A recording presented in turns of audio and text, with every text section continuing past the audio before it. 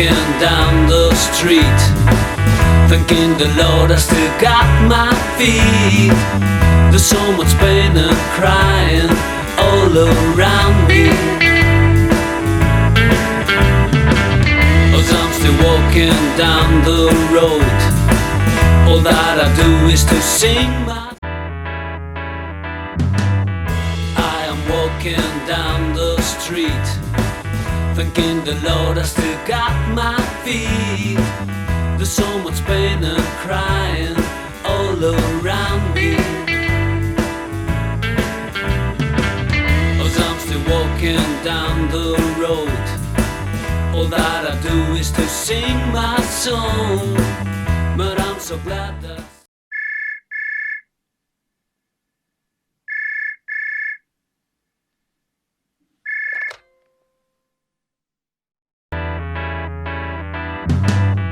I am walking down the street, thanking the Lord I still got my feet.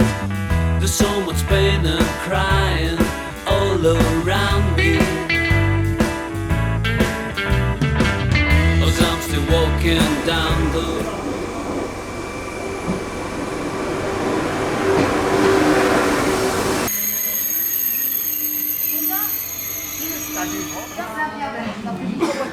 Ça va? Ça va chez Trimette, ça va? Salut. Salut mon vieux, je suis content de te voir. Bienvenue en Savoie. Merci. Ça fait vraiment plaisir de te revoir. Et puis les syndicats qui vont essayer de venir. Oui, bonjour. Parler de nos sujets. Rio Tinto. Ouais. Non, on est Trimette maintenant. Non, ouais. Le combat, c'était Rio Tinto qui fermait, et je me souviens de ces réunions qu'on avait à Bercy. I am walking down the street. Bonjour à tous. Donc, moi je vous présente, président Jean-Luc. Mis à part, je suis secrétaire général adjoint du syndicat Chimie Énergie, au même titre que Walter qui est CGT et Roger qui est FO. On s'est penché sur l'employabilité dans le bassin de la Tarentaise, parce que justement nos industries souffrent. On s'est dit, pourquoi pas samedi matin, avec Arnaud, organiser sa venue justement, pourquoi? Parce qu'il est quand même à l'origine d'un mode de sauvegarde autre. Il a à son actif deux entreprises qu'il a sauvées, dont Trimette, quand il était ministre. Et pourquoi pas, alors d'aujourd'hui, essayer, avec les syndicats présents et notre association, de faire la même chose avec le site de Ferropem. Et donc samedi, on a décidé de mettre en place un peu au pied levé sa venue. Très compliqué, puisque en 4 jours, c'est dur à faire, mais on a réussi tous ensemble. Je remercie Walter justement et puis Roger d'avoir préparé la venue sur le site d'Arnaud. Et sur des matériaux qui sont stratégiquement fondamentaux pour sa transformation écologique. Je ne vois pas l'utilité d'importer du silicium de Chine qui consomme 20 tonnes de CO2 par tonne de silicium quand nous en fabriquons, nous, pour le même tonnage, seulement 4 tonnes et demie, montrant que nous sommes 5 fois moins polluants que les Chinois. Donc nous pouvons parfaitement décider que tout cela ne nous intéresse pas. Moi, je ne suis pas d'accord. Voilà. Et je pense que nous avons fait la démonstration avec l'opérateur national qui s'appelle EDF, que des choix politiques devaient être supérieurs à des choix imposés par on ne sait qui à la Commission européenne. Voilà, si vous voyez ce que je veux dire. Alors ça, c'est le premier enjeu. Deuxième, c'est que quand il y a des difficultés sur les marchés, parce que c'est des industries cycliques, et que vous avez des actionnaires qui ne se comportent pas très bien, il y a un moment, il faut que l'État soit là. Sinon, quand vous perdez une usine, ben vous la perdez à vie, parce que c'est comme les arbres. Hein. Quand vous avez été un arbre d'un siècle, de 80 ans, ben avant de retrouver l'arbre, vous voyez ce qui se passe. Il faut attendre un siècle, ou pas d'ailleurs, parce que ça peut ne jamais revenir. Enfin, pour moi, tout ça est venu du démantèlement de Péchinet. Je rappelle, combien de salariés chez Péchinet? Vous étiez tous chez Péchinet avant? Oui. Tous. Carbone Savoie, Trimette. 65 000. 65 000. En quelle année? Avant l'OPA? Avant l'OPA. En 2004, on était à 13 000. Avant que nous soyons vendus à un camp, où on a commencé à avoir un démembrement par activité, Et suite aux autorisations gouvernementales, à l'OPA qui a été effectuée sur Rio Tinto, qui a désintégré la structure et qui a ramené la rentabilité au niveau des sites. D'abord, la première des choses, c'est qu'il faut faire l'unité syndicale au plus haut niveau. C'est-à-dire sur un dossier comme celui-là qui est stratégique pour la nation, qui concerne non pas une usine mais un groupe, je pense qu'on peut sans se tromper, et après avoir analysé les tenants et les aboutissants du marché du silicium et du positionnement de Ferropen, on n'a pas besoin d'être dans Ferroglobe pour produire nous-mêmes notre silicium et avoir des positions à l'export, parce que 80% de ce qui est produit ici est exporté. Donc on n'a pas besoin de l'adossement de Ferroglobe pour accéder au marché, vu la demande qui est adressée aujourd'hui sur le silicium, demande mondiale, demande européenne, demande nationale. Donc il est parfaitement possible d'avoir une vision nationale et de nationalisation de ce groupe. Deuxièmement, le gouvernement doit se mobiliser sous l'impulsion de deux types de stimulus. Pour ma part, je pense qu'il faut faire une unité droite-gauche sur le sujet. Donc moi, je remercie ici les élus, François Chemin et conseiller régional d'opposition. Il va nous appartenir de demander au président de région, il y a même un candidat savoyard, LR, M. Barnier, eh bien, nous allons leur demander de faire l'unité autour pour encercler le gouvernement et leur dire voilà, on est capable. Je demande à M. Wauquiez, je vais aller le voir, je lui dire voilà, il faut qu'on se mette tous d'accord sur une solution industrielle de nationalisation temporaire. En tout cas, que la menace soit utilisée pour obtenir de Villarmire. Moi personnellement, je pense qu'il faut la faire. Et une nationalisation temporaire, excusez-moi, on l'a fait, on sait comment faire, c'est absolument pas un problème. On a oublié, hein, mais enfin, excusez-moi, c'est tout à fait simple. Moi-même, j'ai nationalisé Peugeot en mettant 800 000 € dans le capital. Voilà, donc soit ils nous la vendent, soit on la leur prend. Bon, bah, s'ils nous revendent les 6, ils débarrasseront des 6, on se débrouillera. Et on trouvera un industriel, ne vous inquiétez pas. Il y a tout ce qu'il faut sur le territoire national pour reprendre la gestion de ça. Et l'État ne sait pas diriger des entreprises, mais il sait les financer en revanche. Donc, sur cette situation, il faut que M. Martinez pour la CGT, M. Berger pour la CFDT, M. Verrier pour la Force ouvrière, M. Omril de la CGC, que j'ai rencontré tous quatre la semaine dernière. Et qui est un local. Je sais, je connais M. Omril. Juste à côté. Non, mais je connais M. Omril puisqu'il fait même du miel. Je le sais. Il fait du miel de Savoie. Je dis, moi, je fais du miel de France. Voilà. Donc, les quatre centrales, au plus haut niveau, seraient bien avisées de faire une lettre. Non, mais plus qu'une lettre au ministre de l'économie pour lui demander maintenant de bloquer la défaisance de Ferropen, qui est un outil stratégique national. Parce qu'on ne peut pas avoir le gouvernement qui d'un côté dit je relocalise la souveraineté, le Made in France et tout le tralala, et qui laisse partir des outils dont on va avoir besoin dans les années à venir. Point 1. Point 2, moi je vais faire le travail droite-gauche pour qu'on ait un compromis national autour de nos outils industriels. Ça fait partie du travail des politiques de 100 ans. On a eu Jadot, Mélenchon, Hidalgo, Montebourg. Bah, il faut qu'on fasse Barnier, Pécresse, machin, on va voir celui qui sort dans 2-3 jours, et qu'on ait un accord politique national autour de ça, je peux m'en occuper. Et puis, il faut exiger, et je vais faire une lettre, moi, au Premier ministre. Moi, je vais faire une lettre au Premier ministre comme candidat à l'élection présidentielle pour dire, voilà, Ferropen, il faut agir, voilà comment moi je vois les choses, parce qu'on ne peut pas subventionner, c'est ça les aides publiques, on ne peut pas subventionner le prix de l'électricité,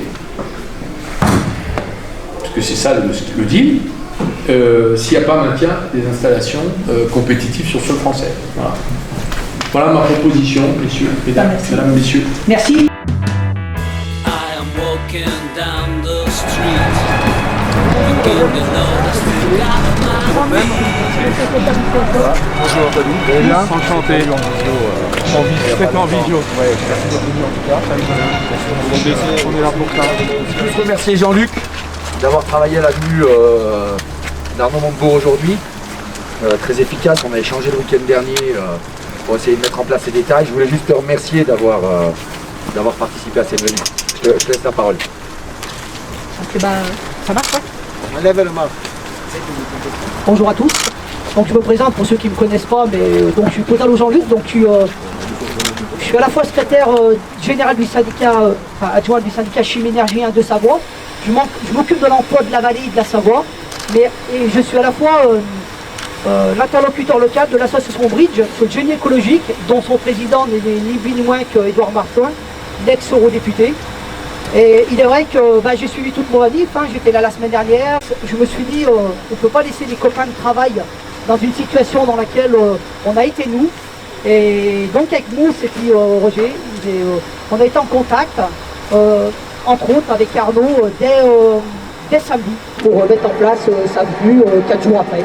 Donc ça veut dire qu'un travail de titan avec nous, Roger, et puis vous tous, pour faire sa venue avec les élus locaux. On arrive de la mairie où Arnaud a pu écouter les revendications des élus de Ferropem. On a eu une mairie à l'écoute.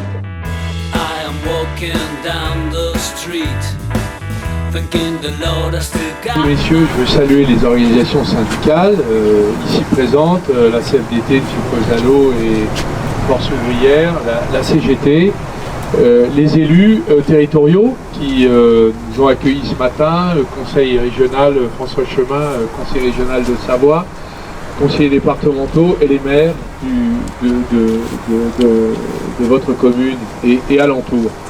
Je vous remercie de cette invitation. C'est vrai que tout à l'heure, M. Massa, que j'ai connu quand nous avons sauvé Rio Tinto dans l'autre vallée, ce n'est pas la Tarentaise mais la Maurienne. Donc, soit on décide que, oui, nous défendons notre souveraineté, ce sont des matériaux stratégiques et critiques, et je rappelle que le silicium est sur la liste des 58 matériaux critiques. Saint-Jean de Maurienne, on a pris une décision que j'ai prise sur le plan gouvernemental, puisqu'on a décidé de faire un contrat d'EDF de 10 ans pour assurer la compétitivité de l'usine. Conséquence, l'usine a réembauché. L'usine, je crois, là, vous avez réembauché combien de personnes? Voilà, 200 personnes de plus. C'est un travail qui consiste à dire que le politique prend les décisions pour assurer le maintien d'une industrie en France. Voilà. Si le politique se désengage, ça disparaît. Pourquoi? Parce que les actionnaires, ils font ce qu'ils veulent. Eux, ils se font des chèques sur leurs investissements.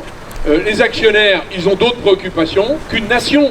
Et c'est normal que l'État s'occupe d'industrie. Toutes les puissances économiques du monde dans la guerre économique mondiale utilisent l'alliance publique-privée pour maintenir leurs outils industriels. Donc si la France veut défendre la France, il faut que l'État s'occupe de la France. Et l'État, il a le pouvoir de procéder à une nationalisation temporaire. Je l'ai mis dans mon propre programme. Je vais même vous dire, quand on a pris l'initiative de sauver PSA qui était en faillite en 2012, qu'est-ce qu'on a fait? On a fait une nationalisation partielle et temporaire de PSA. Nous avons toujours 6% dans le capital. À l'époque, on avait 14%, autant que la famille, autant que les Chinois. Donc on avait pris l'actionnariat de référence, on avait pris le lead sur l'entreprise. C'est comme ça qu'on a nommé Tavares, qu'on a sauvé PSA, qu'ils ont racheté Opel et qu'il y a eu une alliance Fiat-Chrysler et qu'on a fabriqué le numéro 4 mondial. Eh bien, c'est exactement ce qu'il faut faire. Et dans mon programme, j'ai défendu l'idée de la création, de la recréation d'un nouveau Péchinet sur les matériaux du futur de l'écologie, c'est-à-dire l'aluminium, le silicium, le magnésium, toutes les terres rares dont nous avons besoin, qui sont d'ailleurs, qui auraient dû continuer à être exploitées sur le sol français. Je suis allé à Toulouse, à Marignac, qui est l'ancienne usine de magnésium. Les Chinois ont cassé les prix. On ne s'est pas protégé contre le dumping chinois. L'usine a fermé et maintenant, le magnésium a des prix qui atteignent les sommets.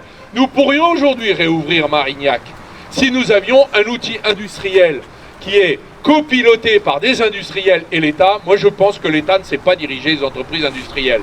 Mais il y a aussi beaucoup d'industriels qui bazardent leur outil de travail. Donc l'État, il sait financer, il sait intervenir pour défendre l'outil industriel Mais il faut trouver les industriels qui savent faire. Et on en a sur le sol français dans la filière aluminium, magnésium et silicium. Donc ma position est de dire, il faut obtenir un consensus politique national autour de la nationalisation temporaire, parce qu'on n'a pas besoin que l'État soit un actionnaire agissant.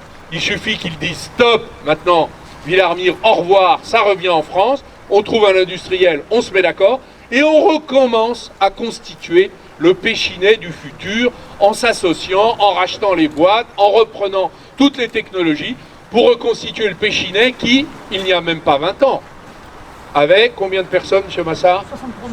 63 000 personnes dans le monde, leader mondial dans l'aluminium. Voilà ce qu'on a laissé démanteler. C'est notre responsabilité. Donc c'est notre responsabilité des générations nouvelles de reconstruire. Voilà, remonter.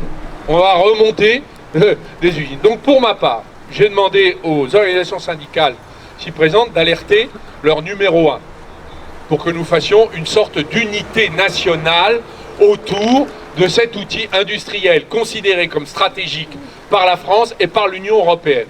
Donc la CGT va demander à M. Martinez de s'en occuper, la CFDT à M. Berger de s'en occuper, la CGC à M. Omril de s'en occuper, Force ouvrière, M. Verrier de s'en occuper.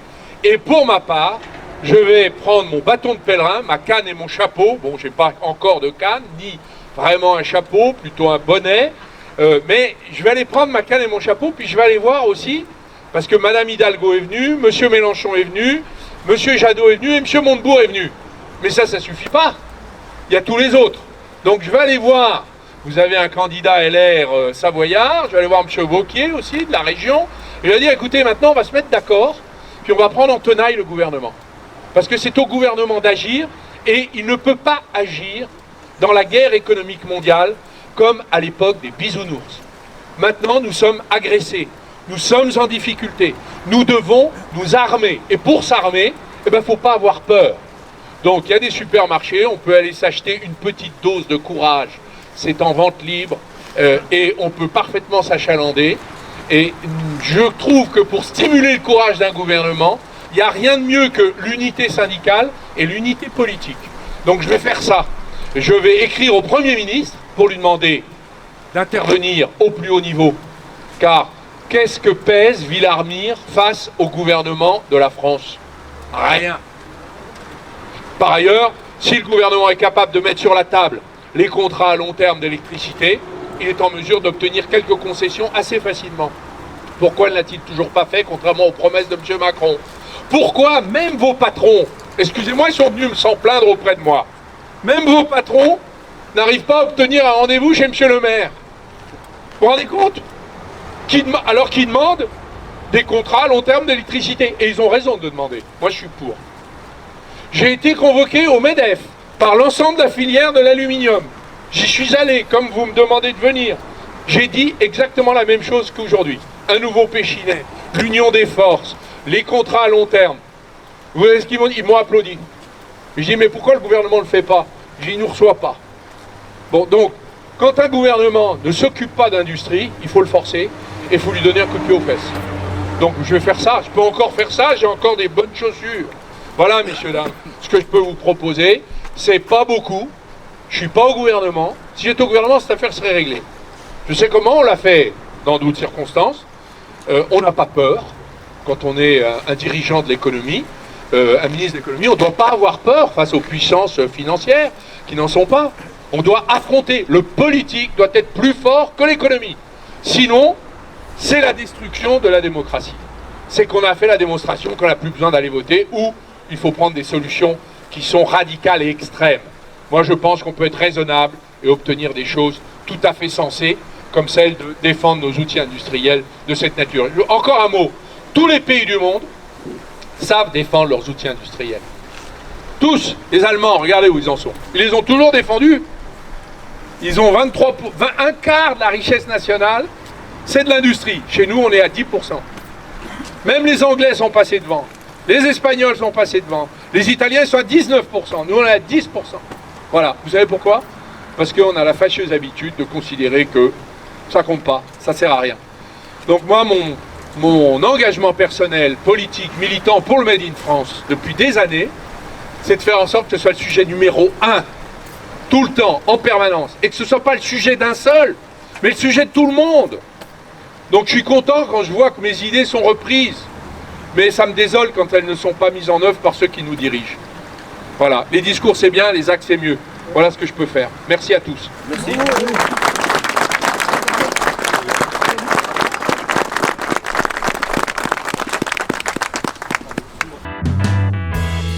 Walking down the street, thanking the Lord I still got my feet. There's so much pain and crying all around me, as I'm still walking down the road. All that I do is to sing my song, but I'm so glad that sadness hasn't found me. Waiting for nothing. This is really something. I'm telling you one thing. I'm waiting for nothing. Some crazy people are passing me by. They're always running, but I don't know why. Whatever they're chasing, they don't seem to. Ça fait mal au cœur, une usine pareille. Non, c'est pas rêve. Salut Eric, merci. Mais on part ensemble. On y va? Ouais, on y va. The sun is setting behind a cloud. A strange light is filling the town. Thank God that I am walking down the street, thanking the Lord I still got my feet. There's so much pain and crying all around me, as I'm still walking down the